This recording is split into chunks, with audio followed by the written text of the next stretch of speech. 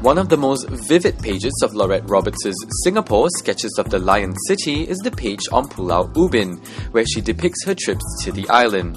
This page illustrates the passengers and crew on her bumboat ride to Pulau Ubin, and later pages detailed the kampung houses on the island as well as the trees and vegetation in Chek Java. Another eye-catching page is the Ang Mo Kio Bird Club, a place Lorette admits she has never seen before in her lifetime. Her subsequent scribbles detail the little quirks bird keepers do to win the bird singing competition.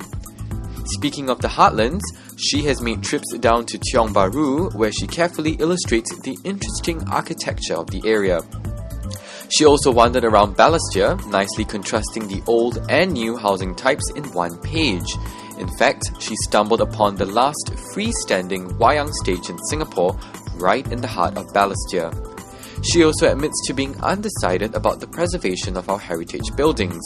At the same time, the 64-year-old confesses that she has a soft spot for the historical charm of Fort Canning Park. She tells RazorTV more about her favourite place for a morning stroll. Well, that and everything else. In fact, I think maybe it's a better microcosm of Singapore than a Singapore sling, really, because it's got the original botanical garden, so there's beautiful plants there, Raffles House, and it has... the history goes further back, in fact, doesn't it? And then and all the gravestones, which are really sad, and the Second World War history.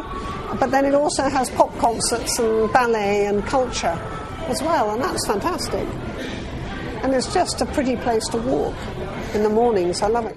There's been some debate over, our older buildings on whether or not to preserve or to tear them down in place for newer architecture. What is your take on this? I think you need a really good balance, and I think the stuff that you do preserve should be done properly, which Singapore does, I think.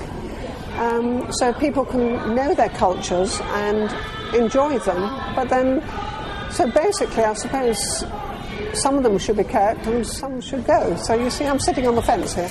Indeed, Lorette says she sketches as she travels, taking down the little details on interesting places.